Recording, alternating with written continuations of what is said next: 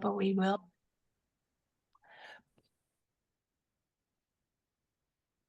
Okay, well, welcome to today's webinar. Rebecca, are you formally welcoming us?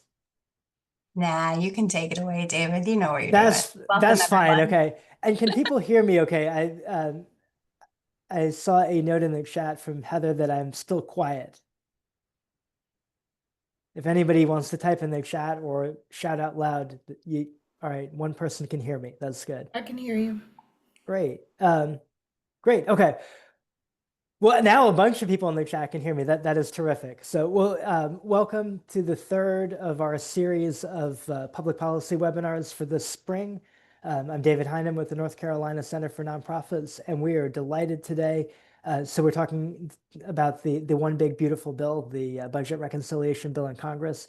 We are delighted today as a co-presenter, and James, I'm going to have you unmute yourself for a moment to have James Tucker from the North Carolina Healthcare Association. James, you want to say hi? And there we go. Thank you, David. Very, very glad to be here. I'm James Tucker with the North Carolina Healthcare Association, Director of Government Relations and Legislative Counsel. Very, very, again, excited to be invited and have a bit of a history with David as well. A very long time ago when I lived and worked in DC, we were part of a kind of a broader coalition group together. So it's good to be reunited and to talk with you this morning. So thank you.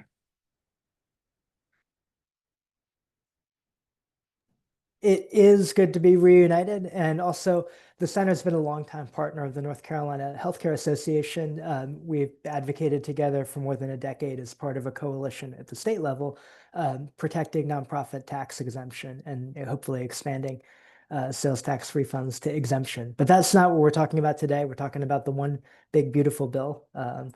And just as a reminder, if you're on this webinar, you probably know who the center is, but we are a network of nonprofits. We've got more than 1,200 nonprofit members that serve all 100 counties of North Carolina. We're an information resource for nonprofits. We do training and technical assistance, training like today's webinar, technical assistance for our members on many, many different areas for nonprofit operations. And then we're an advocate for the nonprofit sector. We advocate on state and federal policy issues that affect C3 nonprofits. So with that, and again, if there are questions in the chat, and I appreciate the questions you sent to us before, I will try to make sure that we are covering those. I think a lot of them were kind of general areas to cover, but do that. If you've been on these webinars, I always make sure we've got disclaimers. The first one, don't like hit your head on the screen, but is my reminder that neither James nor I are providing legal advice to anybody today. We were talking about prospective laws, but we are not offering legal advice. And if you do have questions that are legal questions, there is your answer. It depends. And also, and again, if you've been on these webinars, you've seen this, but I'm standing. Many of you are standing or sitting, but if you need to get up or move around, don't feel like you have to be pinned to your computer. It's definitely healthy to get up and move around. So we're going to kind of be doing a few things in today's webinar. I'm going to kind of really briefly talk about the basics about what is budget reconciliation. And James, feel free to, I know you've got a slide on that too, I think. So feel free to jump in and correct me where I'm misstating anything or, where you think that there's something to add to it. I'm going to talk about some of the tax provisions in the bill that affect nonprofits. James is going to talk about Medicaid provisions, and those are really significant. The center, we've mentioned them, but we haven't really focused on them as much. But I know that some of the changes to Medicaid could have huge implications for our state, and not just for healthcare providers, but for many different nonprofits and the people you're serving. So I think it's really important to hear about that. And then I'll wrap up with other stuff in the bill. And Hermione Granger asks if it's okay to ask a question. Professor Snape says, yes, you may ask questions. Feel free to put them in the chat. Again, if you want to unmute yourself, that's fine. Yes, we can provide a copy of the slideshow afterwards. No, it will not be helpful. James's will be more helpful than mine. And James also had shared some other resources with us that if you're okay with, James, we will share with the participants as well. So with that, we're going to start with the basics of budget reconciliation. Before we do that, just some real basic context of what our federal government leadership is like in Washington right now. You probably all recognize maybe all three of the faces on the screen, but President Trump is, of course, our president starting January 20th of this year. He started his second term. On the left is Speaker Mike Johnson, the Speaker of the House from Louisiana. And on the right is the new majority leader in the Senate, Senator John Thune from South Dakota, who, fun fact, was is in the seat of a previous Senate Majority Leader, Tom Daschle, who was a Democrat from South Dakota, was his predecessor there and was a Majority Leader in the Senate as well. So I guess South Dakota is the hotbed for the U.S. Senate. All three are Republicans, which means that Republicans control both houses of Congress and the White House. So budget reconciliation, you may recognize the face of the former Senate Republican leader there, Mitch McConnell. The Senate has a lot of kind of esoteric rules, and one of them, the most significant ones and the best known ones is the filibuster. That generally most legislation procedurally needs to get 60 votes to move through the U.S. Senate. There are some exceptions to that now for confirmations of judges and things can be done by a majority vote. But for a standard bill that's moving through Congress, it ultimately needs to procedurally to be heard by the Senate to get 60 votes, or it can be subject to the filibuster, which can stop votes. And that means that so there are 53 Republicans and 47 senators who caucus with Democrats. A couple of them are independent, but effectively 53 Republicans and 47 Democrats. So doing the math, that means that at least 7 Democrats would need to be supportive of most legislation to move through the Senate. There's also a narrow Republican majority in the U.S. House. But, and this is a big but as Sir Mix-a-Lot might say, there is an exception to that. Once every fiscal year, and the federal government's fiscal year goes from October 1st to September 30th, there is an opportunity for Congress to pass bills with a simple majority in the Senate. It is called budget reconciliation.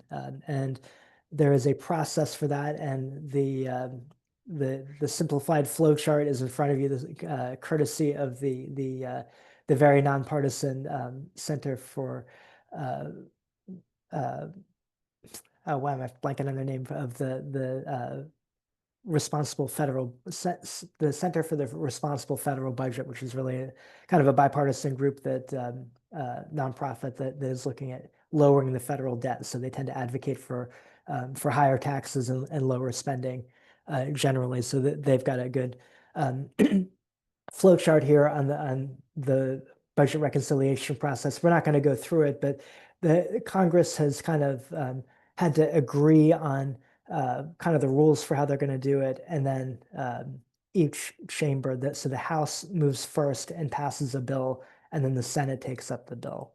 The plan for this year, the kind of at the beginning of the year, that there was an agreement in Congress that they wanted to use budget reconciliation to as a way to pass a lot of President Trump's tax priorities. So extending many parts of the 2017 Tax Cuts and Jobs Act that are set to expire this year, maybe some additional tax reductions, and also a lot of his policy agenda with regard to immigration policy and federal spending cuts and defense policy. So the thinking was that all of that would be a priority. The Senate initially wanted to do it as 2 bills. President Trump has said that he wanted one big beautiful bill, hence the name of the One Big Beautiful Bill Act. And the House decided that they were going to try to do it as one piece of legislation, but they've been kind of back and forth with that.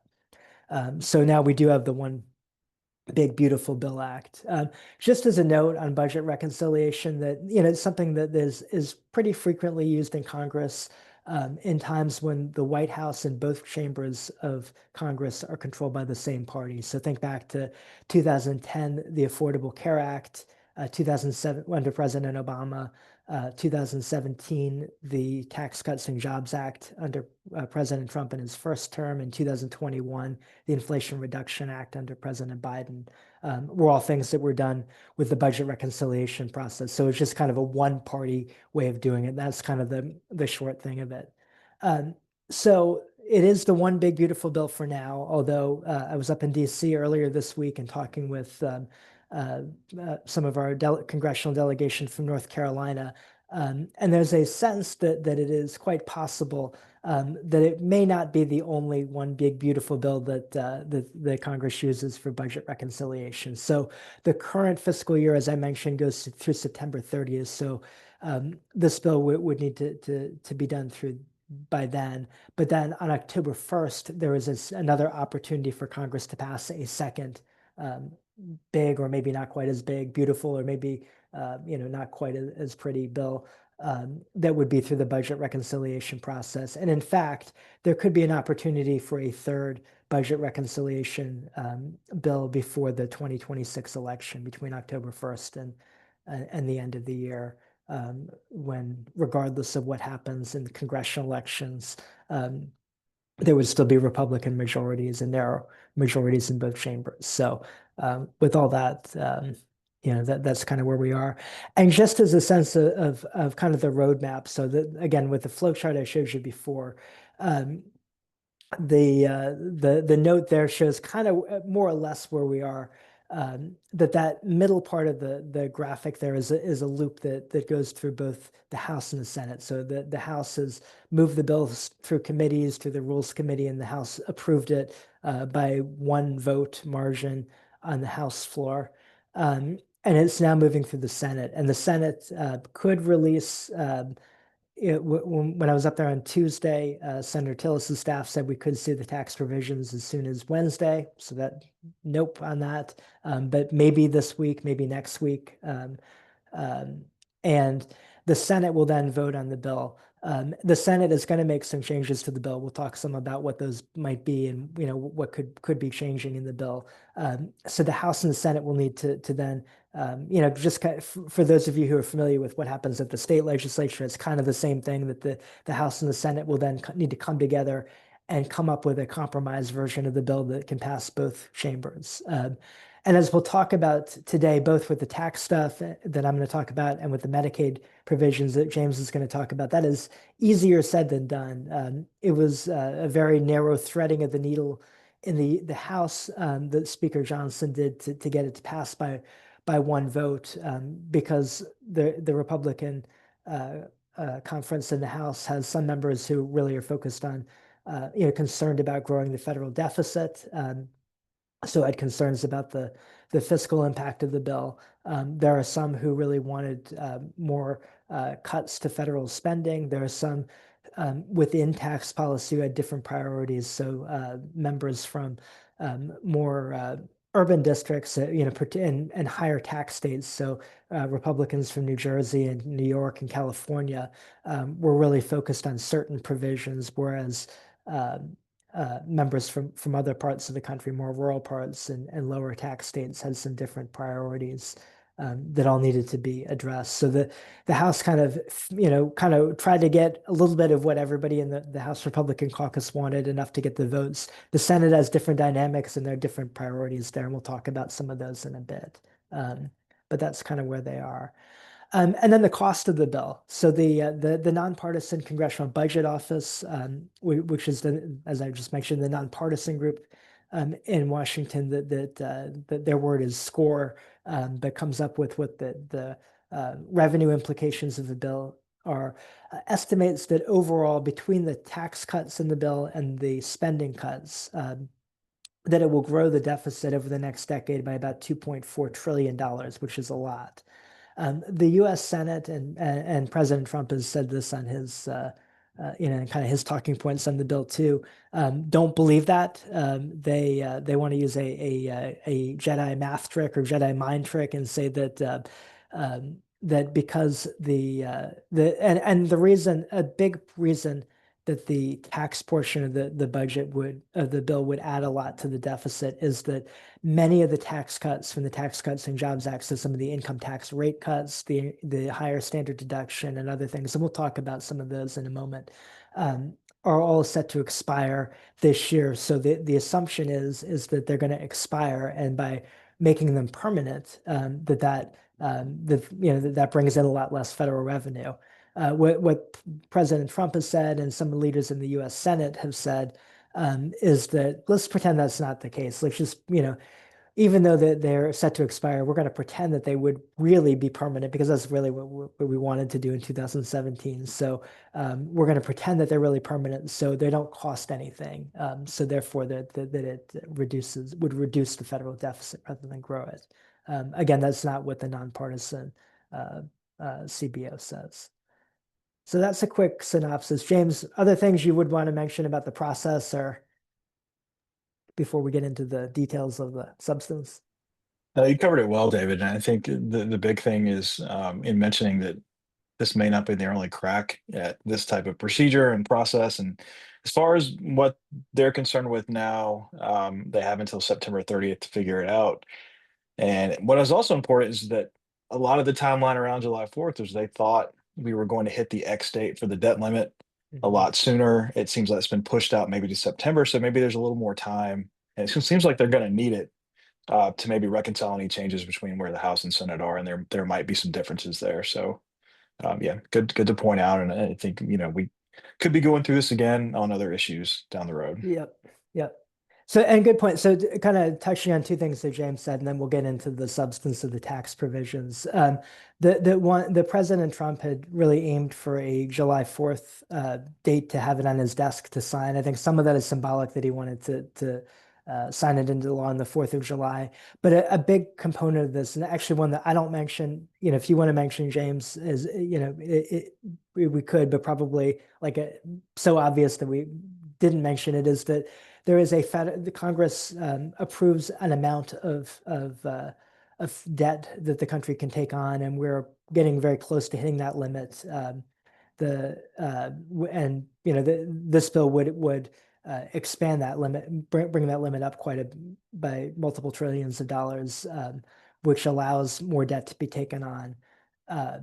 And originally economists were thinking that it was going to be, as you said, July, when we might hit, next month we might hit that limit, but it looks like we may have a little bit more time. So they may have until the end of the fiscal year to pass the bill and not do that. And there are huge implications for the economy if the U.S. exceeds its debt limit. So, that can kind of force shutdown of many parts of the federal government, a lot of problematic things, and can affect the country's credit rating as well.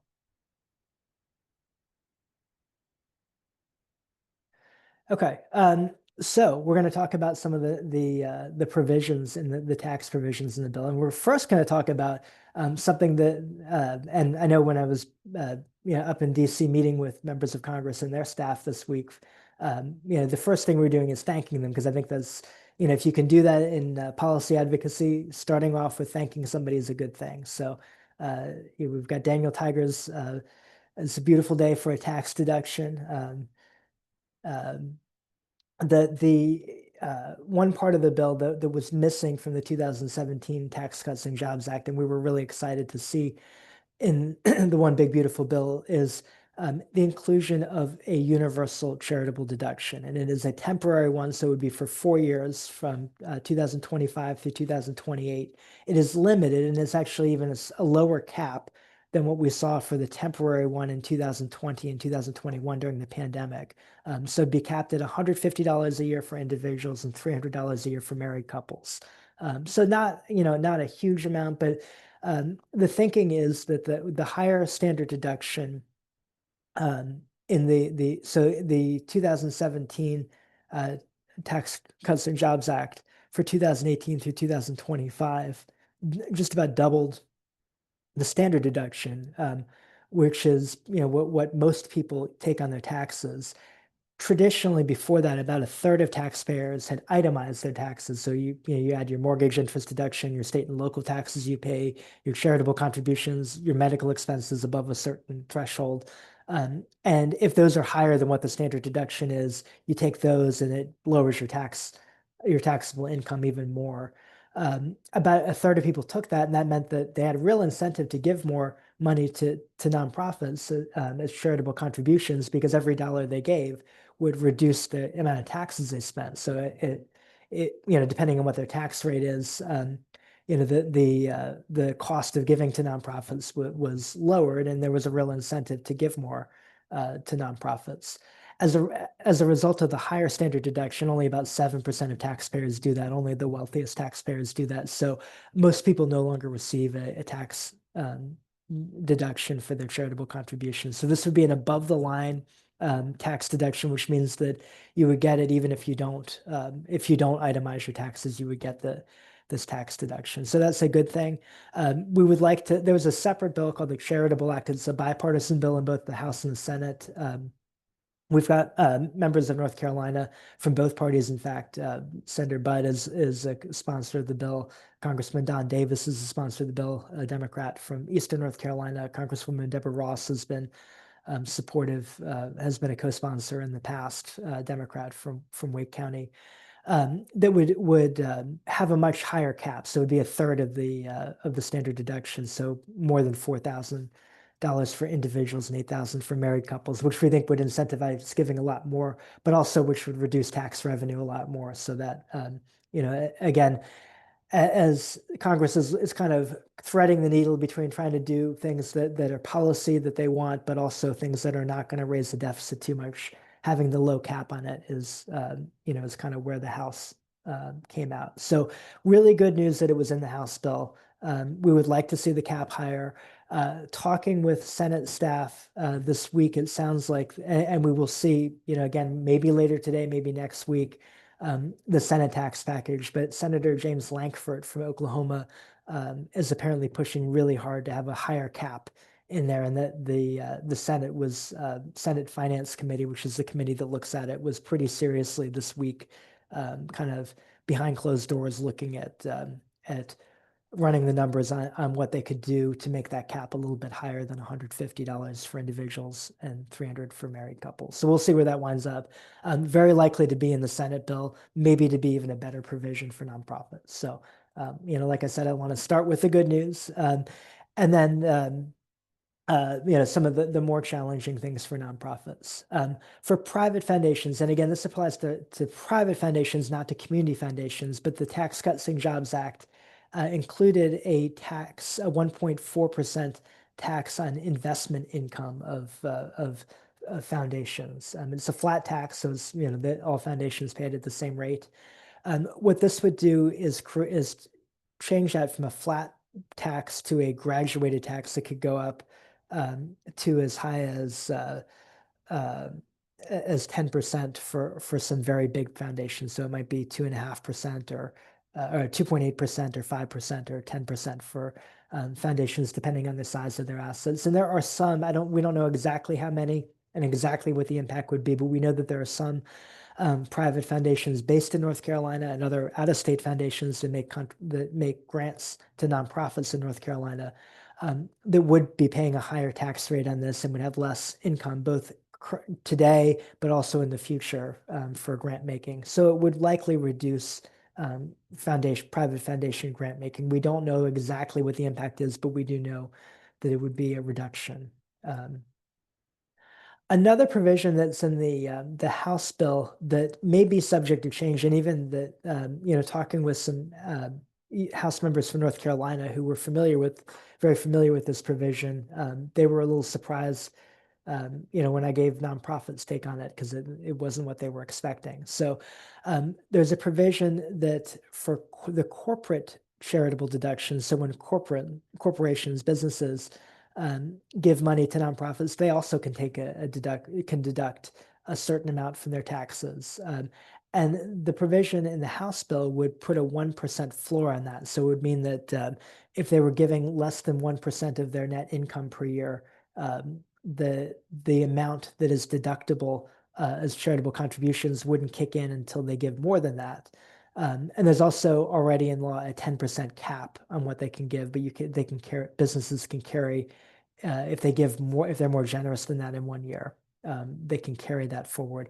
And the reality is sometimes businesses, the business profits are cyclical and are often very much based on how the economy is doing. There's some years when they've got a lot of corporate profits and they would like to be able to give more back to nonprofits. So they may give more back and they can carry those forward for 5 years.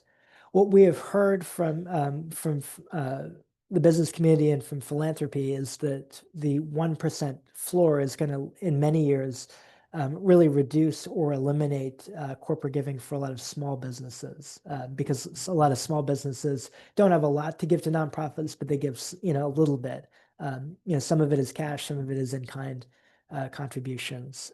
But also the other change in the bill is that, and I won't get into unless anybody really wants to know it, and if they do, I can share this. But there are some changes to the 5-year carry forward and how that is calculated. And what we've heard is that some bigger businesses, particularly Duke Energy in North Carolina, would be likely to, in some years, give less to nonprofits because of that.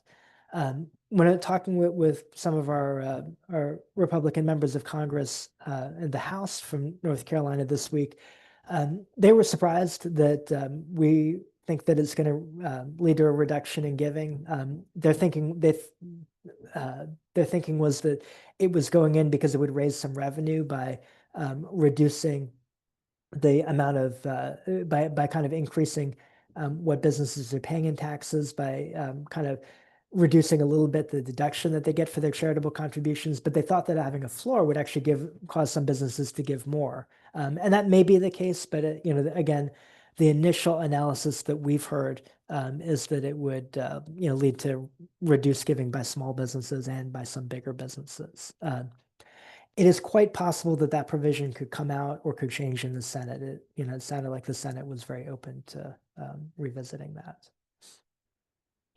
Another provision in the bill that affects revenue for nonprofits, and it kind of in an odd way, so we've got an odd picture on the screen of the clown funeral, is the changes to the estate tax. So prior to through 2017, about the first $5 million of an estate were exempt from the estate tax. And then that exemption under the Tax Cuts and Jobs Act went up to $10 million from 2018 through this year, and it is scheduled to go back down to 5 million, although it's adjusted for inflation. So inflation actually brings it closer to 7 million.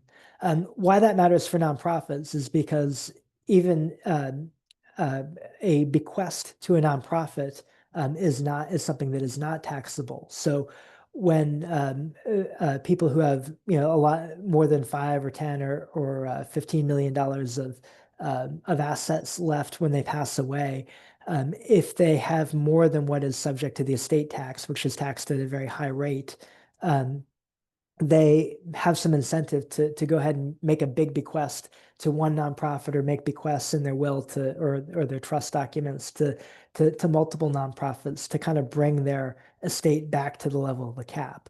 So by raising the cap on the estate tax, effectively that reduces or eliminates a lot of charitable bequests from people who've got a lot of money. And kind of the counter argument to it is that often particularly farmers who own a family farm, that their assets are really that farm or their business is their assets, and by taxing that, it's really kind of putting their farm or their business in jeopardy. So the provision in the One Big Beautiful Bill Act would increase the estate tax limit from the current level of 10 million, next year's level of 5 million, with the asterisk that this 5 million is actually more like 7 million, to $15 million that would be adjusted for inflation would grow for inflation moving forward. So again, that would kind of likely lead to fewer and smaller bequests to nonprofits.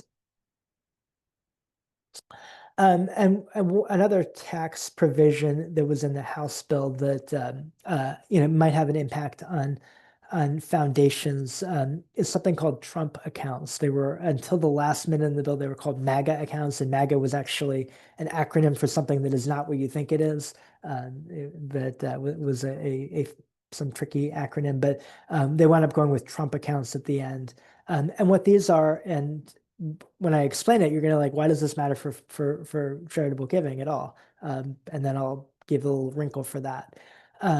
Or a new type, it would be Section 530A of the Internal Revenue Code. So think of like 529 accounts that you can create now. These would be savings accounts for kids. So families would be able to open them for kids 8 years and old or younger. They could make $5,000 of contributions per year. There is, in the first year, it would be in the House bill, there's a pilot program that would allow essentially families to get $1,000 free. So it'd be a $1,000 tax credit that they could get to start these accounts. And then when kids turn 18, they could use them not just for higher education expenses, but also to start up a business or for some other or, for buying a house. So kind of a little bit broader than the use of 529 accounts, which are more for education purposes. So these would be savings accounts, but there's a wrinkle to it that from our perspective, it creates some potential for some problematic things for nonprofits, and that is that there's a provision in the House bill that says that the foundation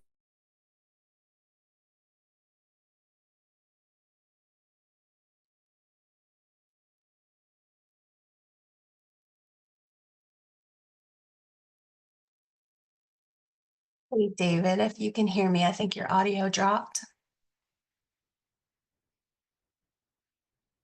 And you're frozen. So it could be an issue with internet at our office. Hang tight, folks. We'll see what we can do here.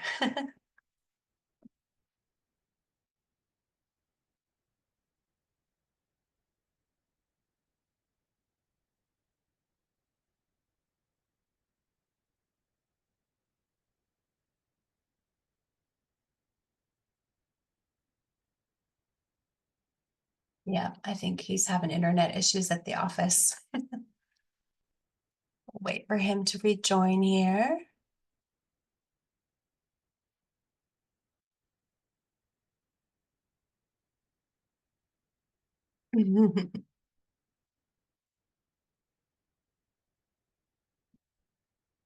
Thanks to everyone for participating in the chat. It's really helpful for us to see questions in there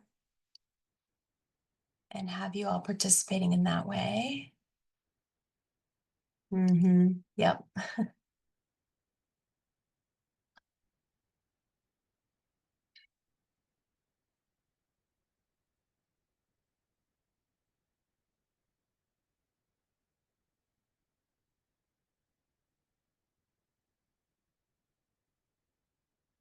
All right. He may be down for a little bit if it's an issue with our office internet, which can go out from time to time, unfortunately, because we have a pretty old building. Why don't we go ahead and switch gears to you, James, if you don't mind picking up. And then we can come back to David. I know it'll be a little bit glitchy, but does that work for you?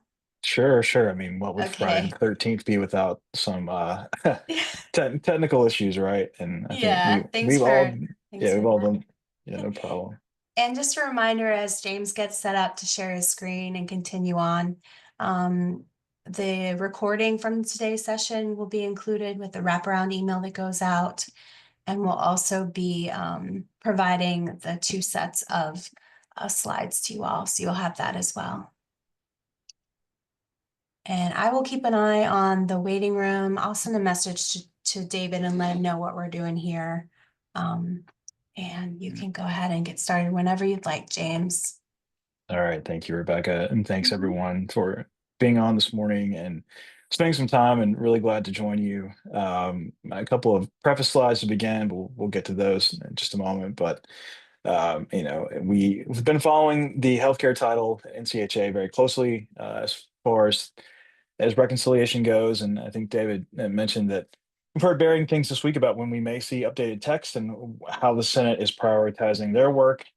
I got a note as David was beginning that actually could happen later this afternoon. The full text on from the Finance Committee might happen over the weekend, but they are trying very, very hard to get it out this afternoon. Apparently, there is a meeting at noon with the Finance Committee leaders and their members, who includes Senator Tillis among them, to kind of go over and walk through where they are now after meeting with the White House yesterday. So some detail, some movement, some idea of what they're thinking on the Senate side we might see in the next 6 to 8 hours or so.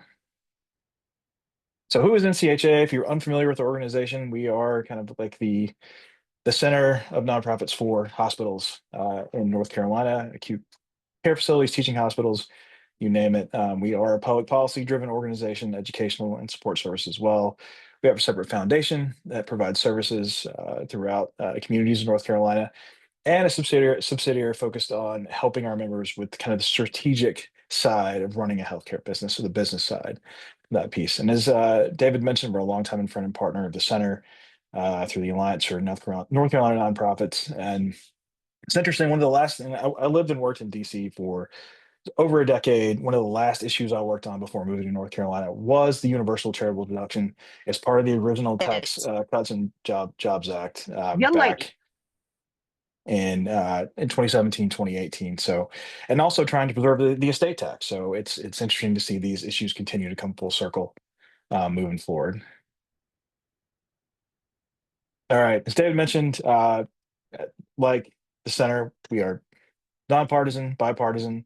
Nothing I'm going to speak about over the next few minutes should be considered legal advice. But if you hear some frustration in the voice, it is applied equally across Congress. It is not limited to one party or another. And reconciliation is inherently partisan. So a lot of what I'm going to say is going to refer specifically to Republicans, just to level set and ground that.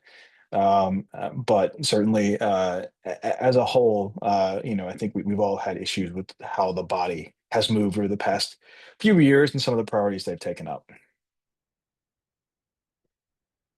So the big, beautiful bill, in terms of what this means, is what we know right now, and what all we really know is what the House has done. What does that mean for Medicaid? Looking at over 800 billion in proposed savings or cuts from the healthcare side in the House's sort of take on this reconciliation package. Most of that comes from the Medicaid program, and some comes from changes to ACA policies, which we'll discuss in a few minutes.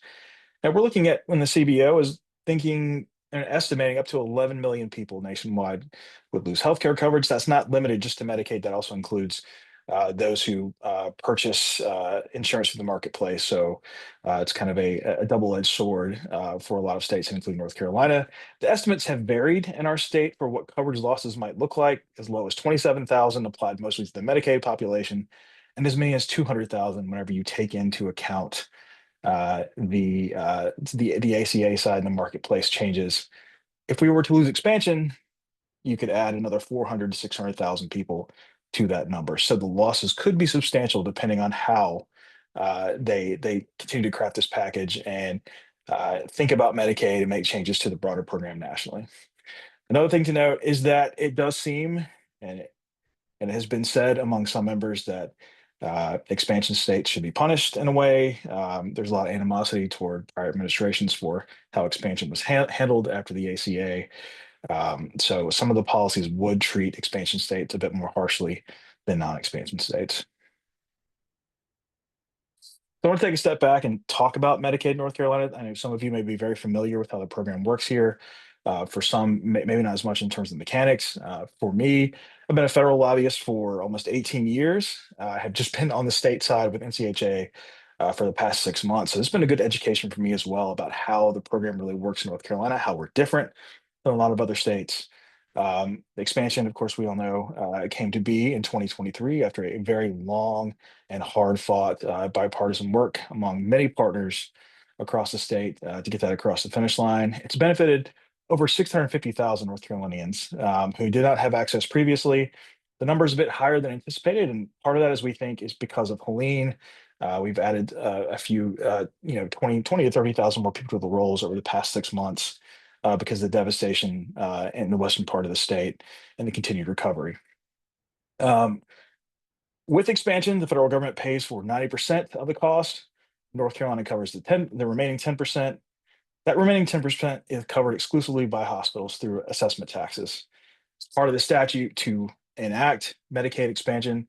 There is a rule that says that no general funds in the and from North Carolina can be used for expansion costs. All of that is coming from hospitals through taxes. That's about 550 million annual tax on hospitals. The number will fluctuate a bit over the next 3 to 4 years, and that is assuming that we relatively stay the same and none of the Medicaid changes impact our program as directly as they could. Now, how it works here, how it works for approximately 40 states, is we use what is called a directed payment program. So it's not a direct one-on-one fee for service exchange in North Carolina and many other states. We have something called the Healthcare Access and Stabilization Program, which is our directed payment program. We pay into a tax. Because we pay into such a tax, we're able to draw down more federal funds for Medicaid and to support expansion, to support expanded services in the state. This has greatly benefited our rural hospitals and providers over the past few years in our safety net hospitals. We have to submit an application to CMS every year, something called a preprint, to continue this HAS program, to continue to be part of a state-directed payment program. We're unique in the sense of how we organize our program. It's not sort of a straight tax fluctuation. We have a formulaic method that takes into account a lot of different factors: enrollment, needs, how the population may be growing. It's for the most part, a formulaic calculation has been favored by the federal government. There are no gimmicks. There are no issues. We're very upfront and transparent about how we are assuming what the needs are going to be year to year for the state. These programs may be subject to change more broadly as part of what Congress or what the House Republicans and what Senate Republicans may be considering for the programs moving forward as part of additional cuts. But level setting, this is kind of where we are. This is what North Carolina's program looks like. We don't look the same as Virginia, don't look the same as many other states. And that's part of the challenge with this, is that, we've been very fortunate to think about how do we protect North Carolina? How do we protect Medicaid more broadly? But every state is coming at this a little differently. So we've been talking in unison with a lot of other state associations to try to protect our programs, but we know that everyone has their own wrinkles. Everyone has their own individual formulas or tax structures. So that's been sort of taken into account as part of that advocacy. We're all sort of fighting for what we need So Karen, when you're done, stay there so I can brush out your hair. individually, but we also, know that a united voice is very helpful. So we've gone in both individually and as broad coalitions of state associations to try to protect these directed payment programs because they've been so beneficial to the smaller and rural hospitals in our states. So here's a snapshot of some of the Medicaid provisions in the House passed bill. The first two were highlighted and starred a little bit because it has been NCHA's primary focus. These are the financing portions of how we're able to continue the program that we have, how we're able to support our hospitals, how we're able to support expansion. The other issues are also critically important. We'll mention that the community engagement and work requirements, a lot of this will have to be handled at the state level once the federal umbrella is worked out.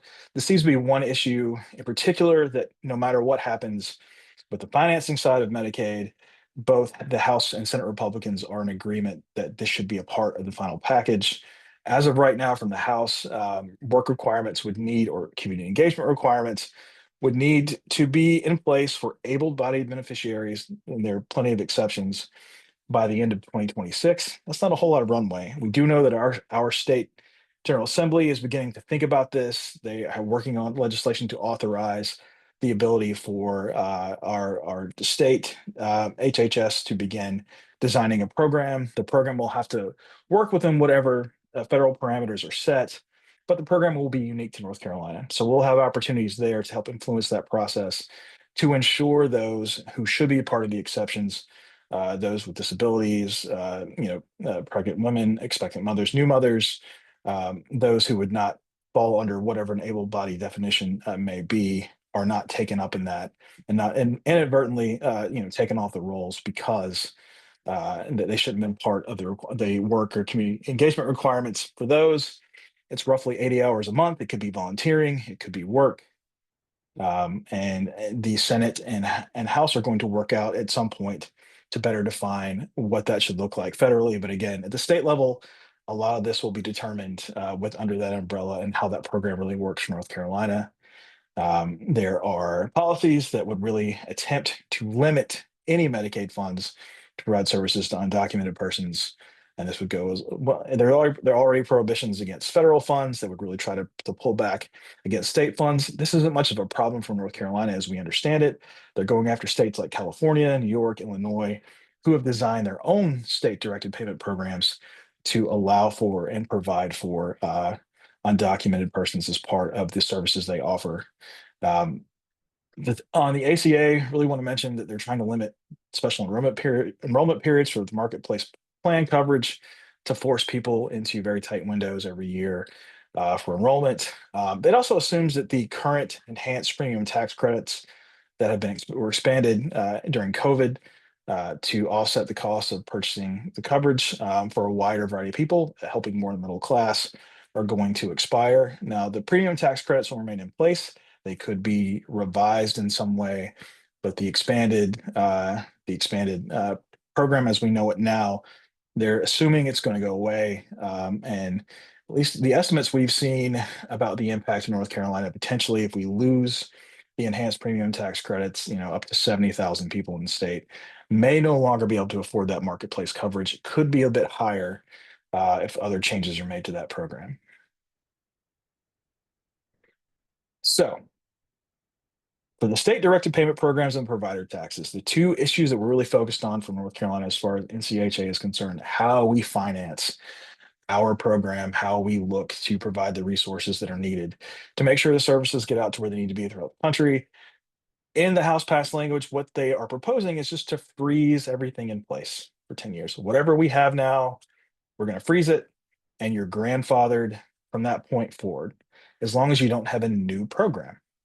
And we don't really understand what new program means. It's not very well defined in legislation. Part of our advocacy efforts for the Senate and what the House is trying to determine what that really looks like. What are you trying to get at? What's the intent? What do you mean by new? Because depending on what that looks like, depending on how CMS interprets what new may be, will be very, very instructive to how we submit preprints going forward, to how we engage with CMS, and to how we just make sure that our program is still functional and working for hospitals and beneficiaries in the state. So for our state provider tax rates are locked in. We can't do anything new. The state government can't do anything new. And we get to keep our structure the way it is, our formulaic structure the way it is. On the directed payment program more broadly, so how we're able to draw down the money from the federal government, the idea is to lock rates in place and the funding in place when our most recent preprint was submitted. So for North Carolina, that means our most recent preprint was submitted for state fiscal year 26. We should expect no changes, no issues, potentially until June 30th, 2026. What remains in question is when we get ready to submit that state fiscal year 27 preprint, how will the federal government determine or how will they look at what we've done before, if we have to add a hospital as part of our program, if there are technical changes year to year, will that still be considered an existing program for renewal purposes, or will we be considered a new program? And the consequence for that is that how we are funded. Right now, we receive, from the previous slide, the average commercial rate. It's a higher rate for our reimbursement and for our funds for drawing down from the federal government. New programs would only have the benefit of receiving up to Medicare rates. It's 100% for expansion states, and non-expansion states would get a little higher bump for that. Now, I think the good news is, in terms of translation to real dollars of what that means, 100% of Medicare is not too far off from where we are on the average commercial rate, but there is a consequence to our state directed payment program if we were to remove that ACR, that average commercial rate structure.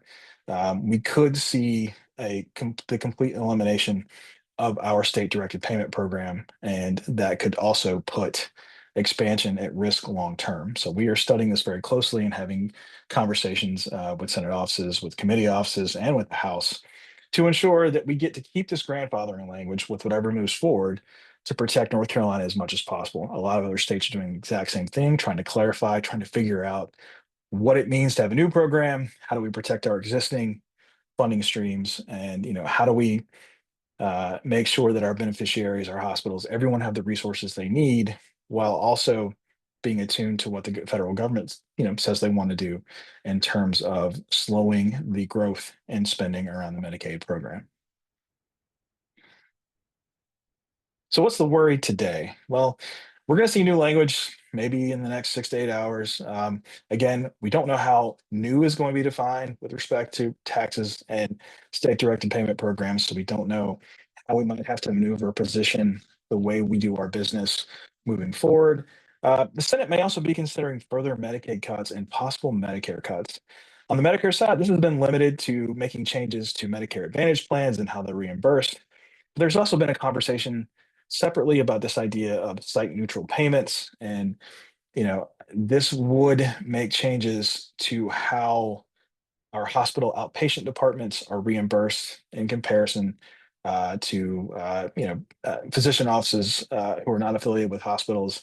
These outpatient departments currently get a higher rate of Medicare reimbursement because they're more specialized. They offer more services in a lot of way. For savings purposes, some in the Senate have proposed making those payments neutral across the board if the services are virtually the same in what is provided. But there are certainly overhead, there are other costs for these outpatient departments. And again, more specialized care and the ability to do more that set them apart. That's a difficult conversation, may or may not come up as part of this process, but it's been on the table for a number of years. In terms of further Medicaid cuts, I think what we're worried about are further changes to the provider tax structure, further changes to the state directed payment programs that would cut and further hurt our ability to make the adjustments we need to ensure that our HASP, that expansion, that the services we provided for postpartum mothers, the services we provided for being able to provide for behavioral health services, those expanded things through Medicaid might have to be sacrificed in order to keep the program afloat. And certainly for our rural and safety net hospitals, these HASP payments, what we're receiving from the federal government as part of expansion has helped them thrive, help them get through a lot of tough financial spaces since COVID, and many of them see a disproportionate share of Medicaid payments or Medicaid patients, and we are supporting what they're able to do to continue to provide care in communities, especially rural communities throughout the state. The administration has also weighed into this. They're attempting to align Medicaid rules with legislation. If we don't have the grandfathering protections, as I said, HASP and expansion could be at risk. So if we convert all the rates to Medicare, the state could lose up to $6.5 billion in federal support, and that's per year. That is significant. That would not be able to be made up directly absent big changes, big tax changes in the state. They at this point do not seem prepared to make, and the brunt of this would be faced by our safety net hospitals. Not to say that the larger ones would have an easier time absorbing any of these costs. It would be pain across the board, and it could be pretty significant in how we provide services and how our Medicaid program is able to support those most in need. And certainly the expansion population would face a lot of challenges. Another issue to be concerned about are deficits and sequestration. Despite their attempt to cut so much, this bill still costs a lot of money. Still over, I think the House bill is somewhere north of $2 trillion in deficits. Existing in the law, there are sequestration triggers. They're automatic across the board cuts from year to year if we do not meet certain deficit reduction targets. With a deficit like that, what we're most worried about is what could happen with Medicare. If they don't waive it, if they don't change it, and they've done this plenty of times, it's unclear whether or not they would again. It's a 4% across the board cut to Medicare as well. So in addition to all of this, which may impact Medicaid, there could be an additional cut to Medicare reimbursement rates, slowing the rate of Medicare spending and impacting our seniors and others across the state who are Medicare beneficiaries. So we're very concerned about that. We know the Senate's very concerned about that. again, they can waive these rules. They've done it plenty of times before, but it's out there. It's a possibility for what might happen if they're not careful. So timelines, I think, David talked about this before. July 4th has been the X date. I think the Senate's very committed to getting their product across the line. By the time we get to the July 4th holiday or soon thereafter, we may have a bit more time after that because we're not as worried at this point as we assume on the debt limit. And I think they want to get this right. The Senate makes substantial changes to what the House passed. It's going to take a bit more time to kind of come together. As David mentioned as well, the House bill is a very intricate network of compromises and agreements. If you pull too much on one thread, another will unravel. And in terms of Medicaid, in particular, we know that moderates are very concerned about their home states. They're very concerned about what might happen in terms of cuts to beneficiaries, loss of expansion. Depending on what the Senate does, that could become more perilous.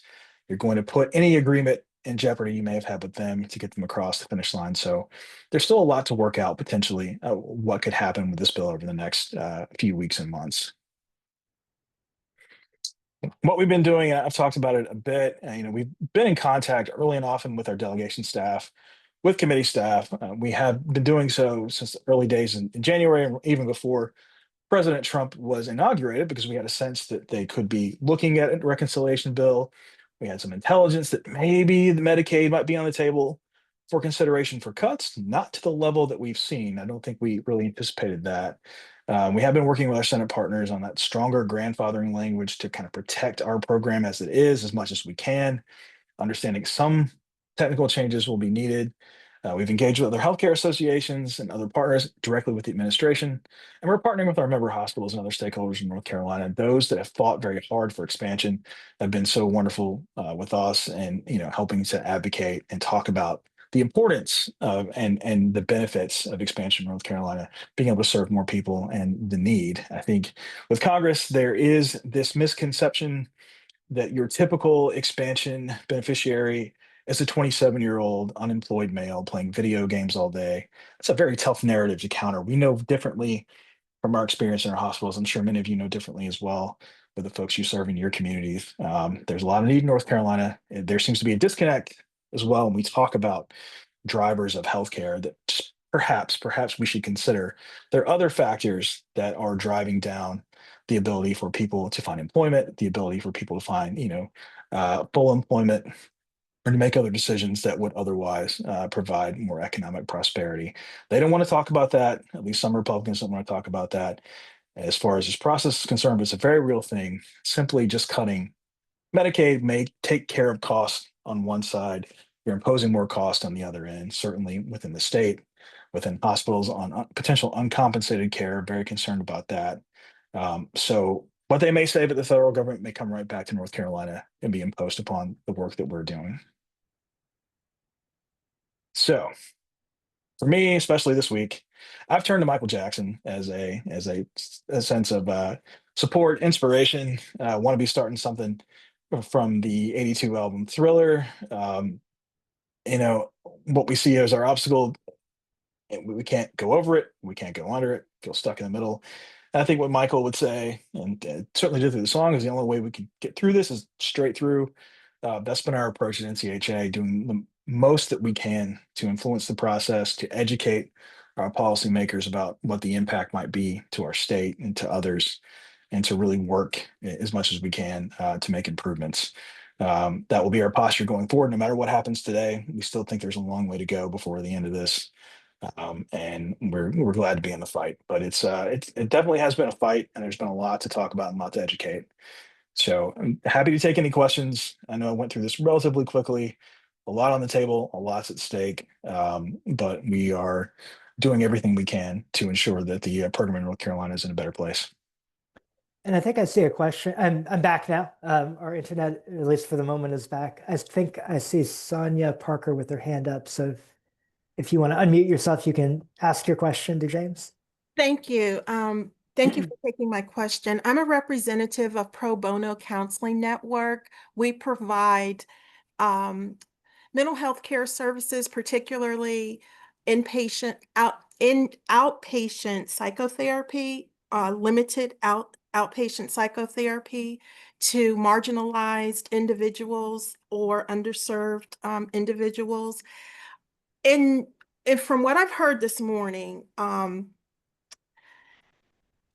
wanting to know how the bill and current legislation will impact us as a nonprofit with regard to the clients we serve, as well as our ability to get funding, as well as in seeking funding, what language is safe to employ? Because I'm also a PhD student, and I've had to scrub several manuscripts with regard to languaging.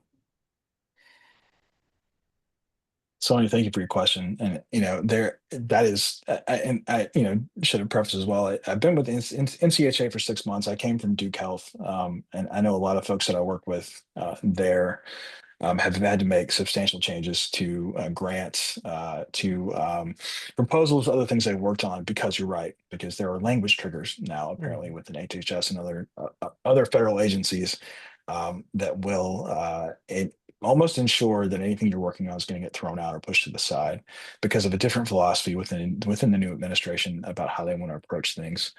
In terms of the current bill for Medicaid, if these services that you've described do have Medicaid support, if we can get good clarifications on the grandfathering language as we understand it, we think we can protect the funding streams that we have for those types of programs federally through Medicaid. I think there's some hope to be able to do that. Separately, I know the appropriations process has been a mess. I know the House has approved $9 billion in rescissions, which is also part of how they're hoping to pay for what they're doing as far as this reconciliation process. I understand it's been very difficult because too, a lot of programs are moving around. It's not just that we see that it's hard to figure out what the right language is, but it's hard to figure out where to go and where your funding may come from next year. Yeah. Because programs have been collapsed, they've been moved around, they've been changed. So depending where it's coming from as well, it's unclear what you have to do and who you're even talking to. I think we've heard from some of our hospitals as well that that their primary contacts in CMS, HRSA, other agencies are just gone. The people they've worked with for years, career employees who span multiple administrations, are just gone. And they're restaffing, they're figuring it. So, would love to hear from you as well if you've had similar issues with the federal government in terms of just finding someone to talk to or getting a straight answer about how to do that. I don't know if I have any advice on wording. I do know it's a huge challenge. And certainly when you talk about marginalized communities, it's a shame that you have to be very careful when talking about real issues. And I mentioned the broader social drivers of health, which is it's been a harder thing to discuss with this current administration. Something they've been reticent to talk about in terms of the impact of the cuts. And we talk about cost of care more broadly. Why healthcare, why Medicaid is so expensive is that there are just so many different needs that have to be met, and they have to be met in different ways to really get at the problem. And it doesn't just come from the provider side. There are a lot of factors. So, we try to be honest about that, but I do appreciate and do understand that it's very difficult to figure out how to talk about it. Okay, thank you for your response. Yeah, and I'll offer a couple of thoughts, and then I think I'm going to get back to the tax part that we were talking about before I got derailed by the internet issues. That I think a lot of the messaging and the wording things are not, they're kind of separate from what we're hearing from Congress, and James is alluding to this, but rather through some of the executive orders we've seen, particularly with regard to diversity, equity, and inclusion from the Trump administration, and some of the policies that have come from that. And as James said, we've heard from a lot of other nonprofits too, through CDC and many other parts of not only the U.S. Department of Health and Human Services, but almost every other federal agency that kind of their contacts there have, or have gone away and are no longer there. We've heard the list of words. So kind of the big picture, the intent, this is still tied up in several court decisions as to whether it is enforceable or not. But the policy of the Trump administration is that things that are diversity, equity, and inclusion are not things that the federal government does. And that just generally means things that are providing preferential treatment based on race, sex, or other factors, are generally things that, are going to be, non-starters as far as getting federal grants moving forward, and potentially could lead to the termination of existing grants. We've heard that the list of words that, and the executive orders on that came out in January and February were pretty clear that it's just, it's not just you have to remove the words diversity, equity, and inclusion from what you do, but other things that are kind of fall within those concepts are seen as discriminatory programs and services by the federal government. And that, that there's a list. I've heard there's as many as 200 different words that you want to avoid in doing it. I do know including gender. Yeah, including and gender. Female. I mean, yeah, it's tricky because and it's tricky for, and again, I don't have a good answer because if you're if you're a nonprofit that is providing services to women, for example, and female, women, gender are words you can't use, it's pretty difficult to be able to apply for a grant without doing that. So I don't have great advice other than it is challenging. I know, just as one example, and then we're going to get back to the tax stuff where we, and thank you, James, for an excellent presentation on the Medicaid impacts of it, but also for jumping in like midstream, mid-sentence of mine, I think when our internet cut out. But I know just as one example, like when the city of Asheville had its 100 and some page plan for Hurricane Helene recovery, that FEMA denied it because one line out of 100 and some pages said that they were having a business grant that would look at businesses, at minority-owned businesses, and that would be potential beneficiary of some of the recovery grants, and the FEMA said, nope, we don't do that. So the city of Asheville struck that language, the minority-owned business language, out of it, and it was approved. So yeah, it is a challenge, and I don't have a good answer on that. Thank you. Yeah, you're welcome. So I know when I left off, I was mentioning Trump accounts, and which are again those accounts for young children that they can access when they turn 18, and that foundations can make unlimited grants to unlimited contributions to those accounts to a large number of those. What I was starting to say, I think, when I got cut off before, was that the House bill also gives the Treasury Department, so the IRS, essentially the authority to make rules on to determine what is a permissible group. So it could be, there could be a lot of rulemaking on it. And the concern is that that is kind of deferring to the executive branch, what Congress should be doing, but also that it is, giving the IRS an opportunity maybe to do more rulemaking with regard to what is considered private benefit for foundations and for nonprofits too, and could kind of shift that. And, kind of big picture, it is quite possible that foundations could be created if these are a thing, Trump accounts to simply to funnel money not to nonprofits, but to those, and could take charitable assets. We're seeing that philanthropic assets are already limited and are already a challenge for nonprofits, and can take a lot of those out of going to nonprofits, but instead going to individual kids and families. So having said that, the strong sense I got from Senator Tillis's staff was that the Senate is, I think their word was that they're reworking this, and that they may not be very receptive to the idea of these periods. So maybe they're coming out. They definitely, kind of, I think, heard our feedback on concerns for, for diversion of philanthropic assets out of nonprofits. Some other new or increased taxes for nonprofits. Some of you might remember this from 2017, that in the Tax Cuts and Jobs Act, the final version, on nonprofits, when they have trade or businesses that they regularly carry on that's unrelated to their mission, they do pay federal income tax on that. It's called Unrelated Business Income Tax, or UBIT. This would put a provision that was briefly part of the federal law in the Internal Revenue Code that would say that when nonprofits pay their staff expenses for parking or transportation. So, we've heard from a lot of nonprofits in urban parts of the state where there is a fee to park at their, particularly in downtowns where there's a cost to park in the parking deck near the nonprofit's office, that the nonprofit will reimburse or pay for that, a portion or all of that expense for their staff. And this would say that that expense that a nonprofit pays, not only are you offering to pay that, but you're getting taxed on that. So you're paying income tax on that expense, which is really counterintuitive. And maybe not great policy. The reason for it in 2017, because there was an equivalent business deduction that was being repealed as a revenue raiser, and some business advocacy group, said, well, if you're taking away this deduction for us, nonprofits aren't getting the tax increase too. So they said, well, all right, how do we tax a nonprofit? We do it through unrelated business income tax. So we'll just throw that in. So it was done. We heard from a lot of nonprofits in North Carolina that were paying the tax. We heard from one that wound up paying $18 in tax and spending several $1,000s in accounting fees to calculate the tax.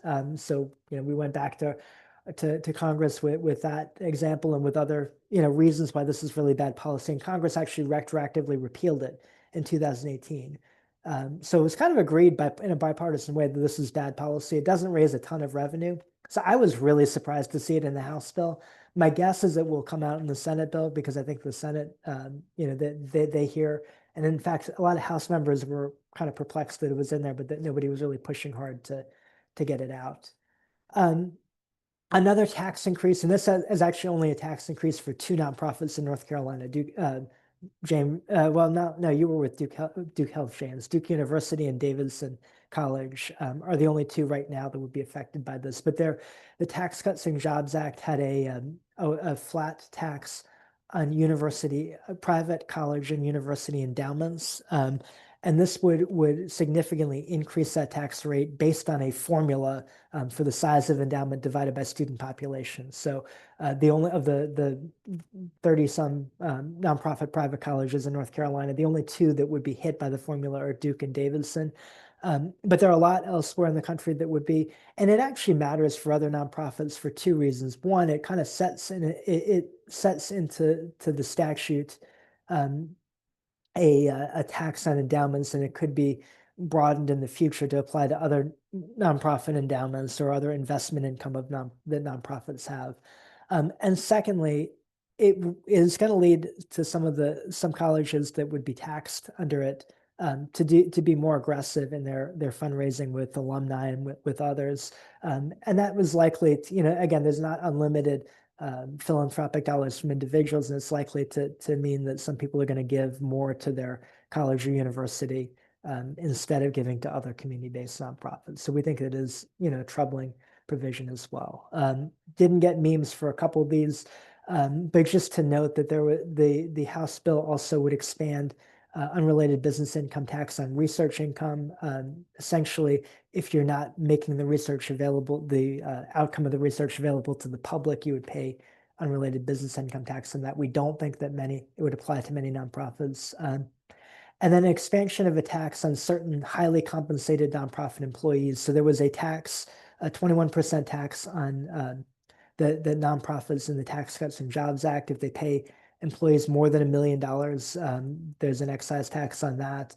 This would change how it's formulated so some former employees of nonprofits who are getting paid a lot and deferred compensation and things would also be taxed. I don't think it's going to affect many nonprofits in North Carolina, but just noting it's another tax in there. A couple provisions that were removed from the House bill that I do want to mention. One, there was an expansion of unrelated business income tax to the name and logo royalties of nonprofits. For some organizations, this is significant. I think we think of it mostly for some of the bigger brand nonprofits and for some of the nonprofit private colleges, with particularly those with big athletics programs that sell a lot of T-shirts and merchandise with their name or logo on it. It would create a tax on that royalty income. But a lot of nonprofits, as fundraising events, might sell T-shirts with their name on it, or other trinkets with their name or logo on it. And if this were to be, and again, this was removed from the House bill, we don't think the Senate's going to put it back in, so that's good. But it would mean some new taxes for some nonprofits on a revenue source.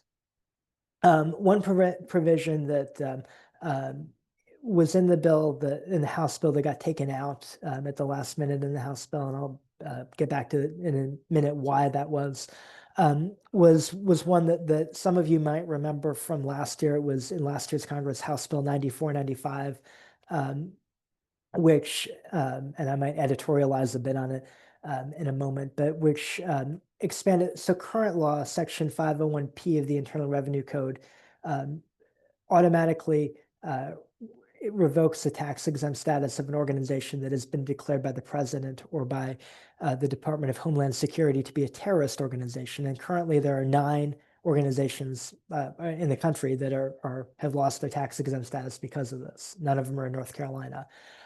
What the bill from last year and the provision and the original version of the House Big Beautiful Bill would have done would have given the Treasury Secretary the authority to deem other organizations terrorist supporting organizations. So organizations that are providing material support to those 9 terrorist declared organizations, so other nonprofits, and the Treasury Secretary could have the authority to revoke the tax exempt status of these organizations.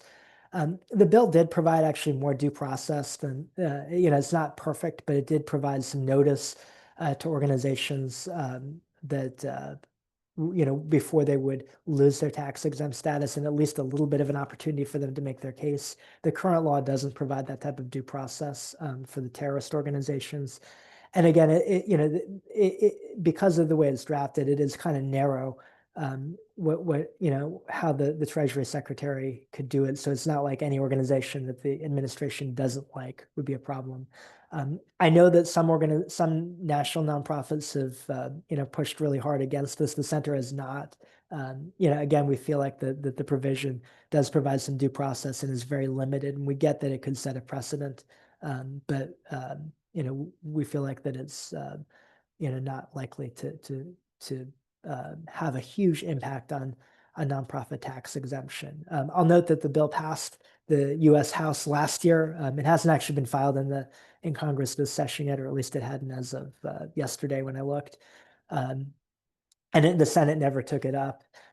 It passed basically in a party line vote in the House last year.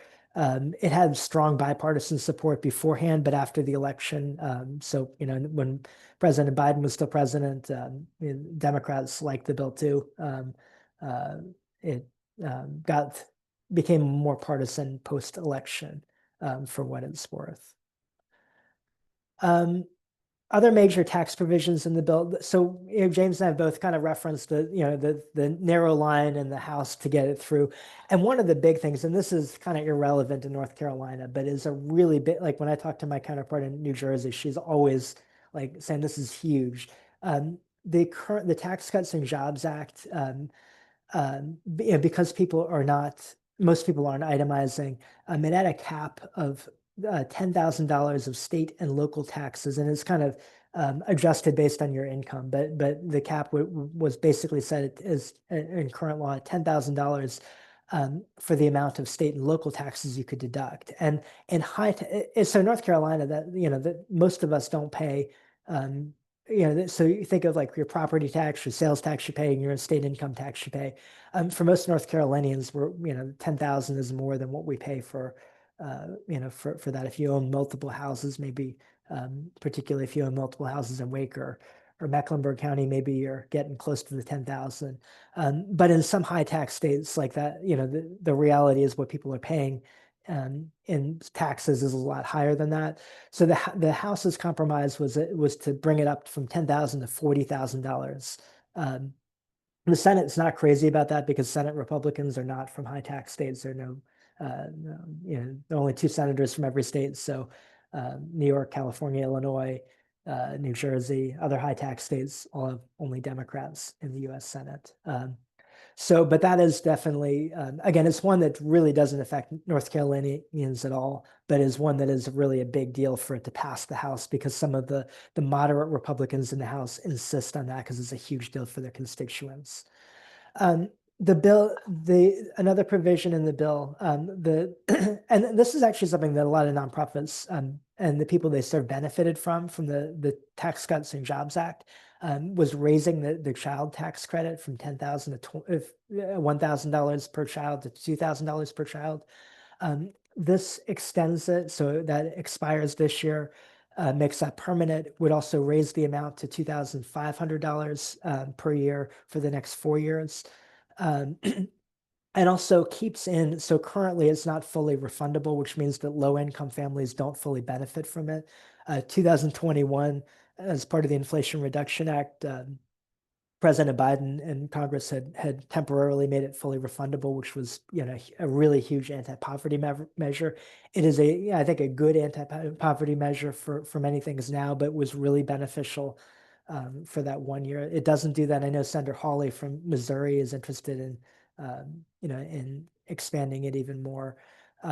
But that's definitely something that would generally be beneficial. The one wrinkle is that in addition to keeping the portion that's not refundable, so that people who don't pay any income tax, lower income families don't fully benefit from it, it also would exclude people where either parent is a non-citizen. So for blended families where there's one citizen and one non-citizen, they could lose it under this.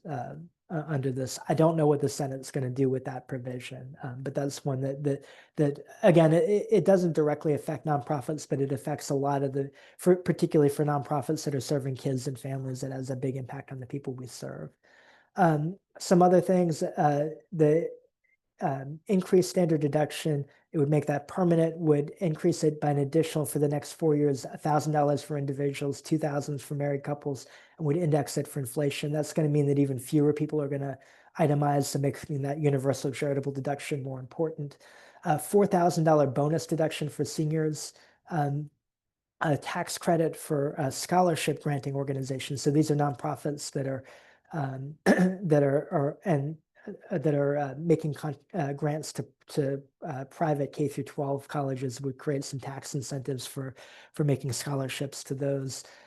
Some limitations on the employee retention tax credit, essentially, and a lot of nonprofits during the pandemic benefited from that.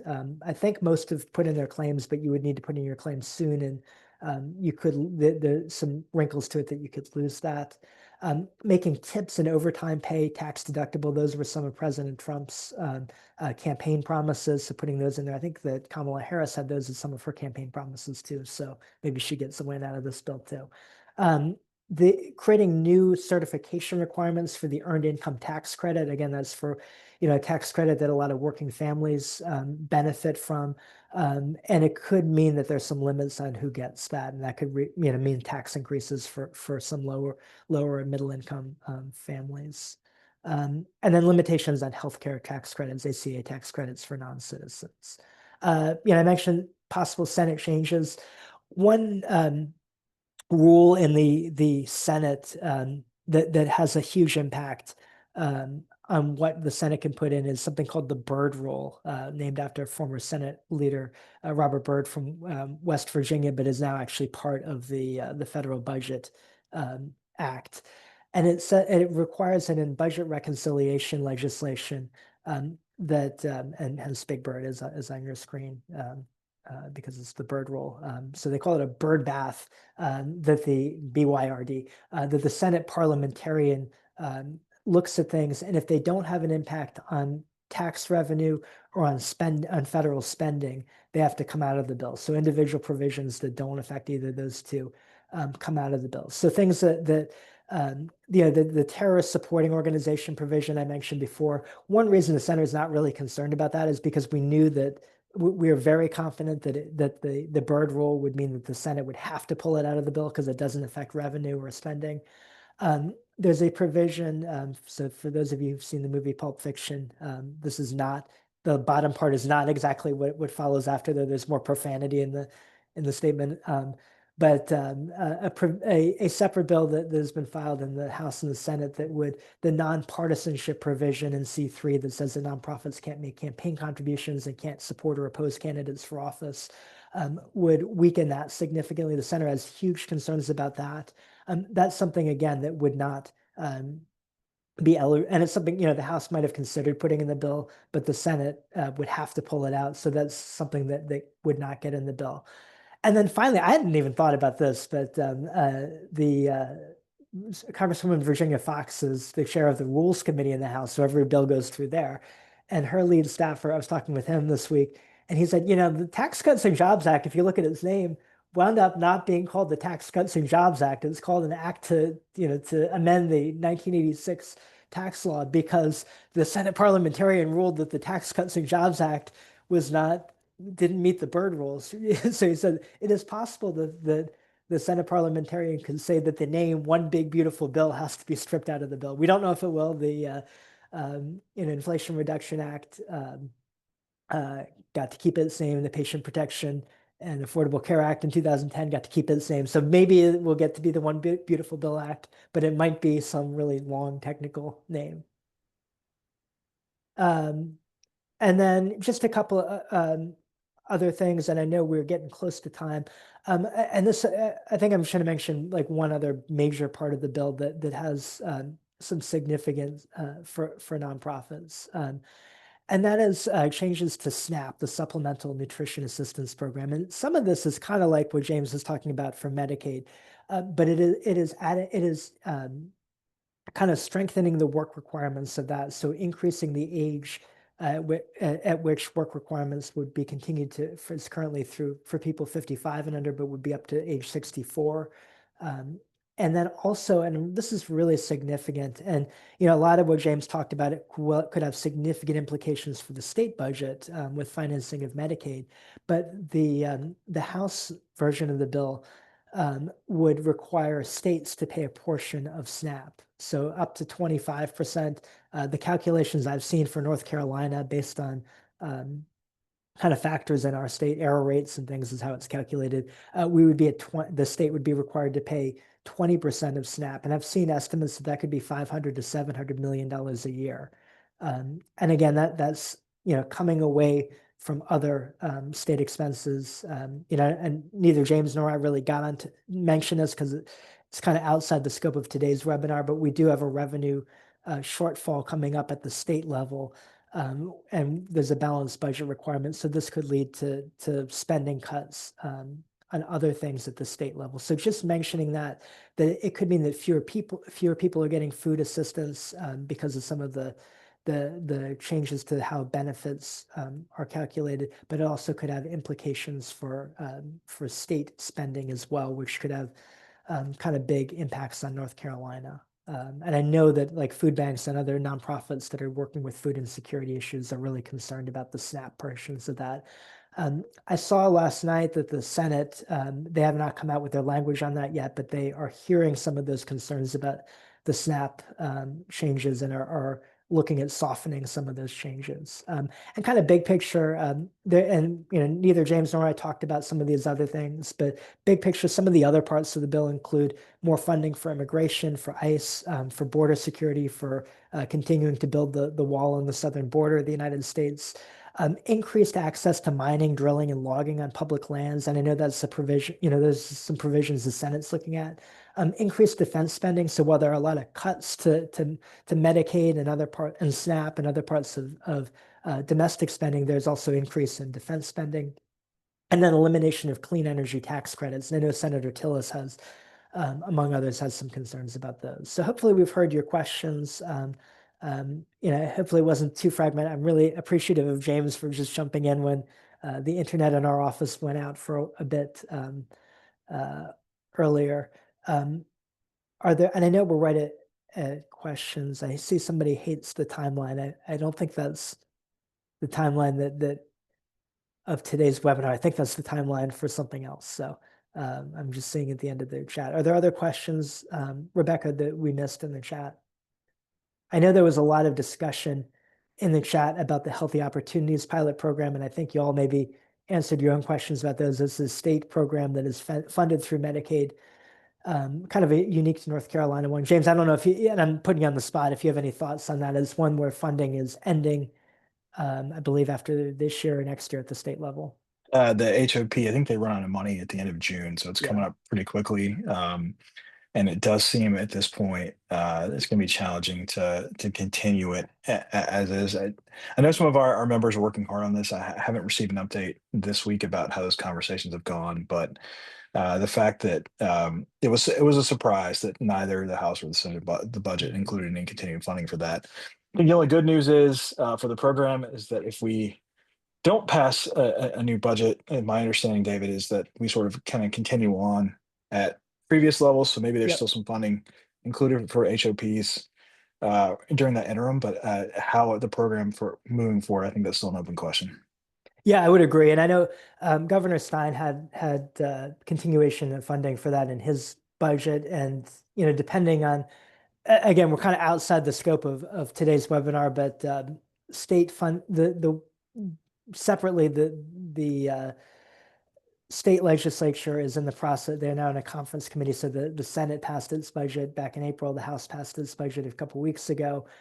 They're trying to come together on an agreed budget. And as James said, the way it's worked for the last 5 years in North Carolina is if they don't agree on a budget by the first day of the fiscal year on July 1st, and it's not, a new one's not signed into law, we just keep the current budget in place. So I think that you know, funding would continue at its current level for that. I suppose for HOPs, I don't know that they're going to be making any new grants, though, you know, with that. But you know, there are some policy things in the budget that maybe Governor Stein's not crazy about. At least one House Democrat would need to vote if Governor Stein were to override the veto. Were to veto a budget, we need to vote to override his veto for the budget to become law, which means that you know, and a lot of House members did vote for, the majority of the House members did vote for the budget. So I guess that's to say that the Governor Stein, you know, and having talked with his staff last week, you know, is definitely part of the negotiations, at least, and is in conversation with legislators about it. So I don't know how high that is in his priority list, but it's something that even if it wasn't in the House and Senate budget, it's not impossible that it could get in the final budget. So I wouldn't stop advocating for that.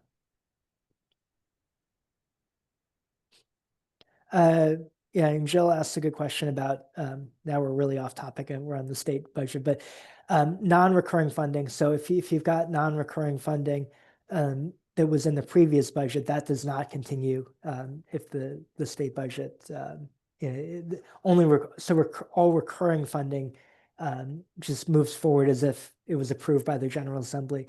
But non-recurring funding has to be, you know, expressly approved by the General Assembly. So that would not carry forward. And again, it's a reason to, you know, because there was a lot of non-recurring funding for nonprofits in the budget for the current fiscal year and the previous fiscal year. There's a good reason for nonprofits to want to have the General Assembly to pass something.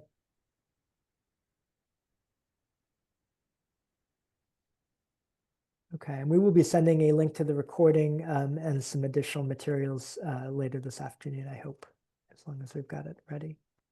So, well, thank you for everybody for joining us. Thank you so much, James. It was really helpful to hear your insights on Medicaid today. Hey, thank you. Glad to be here.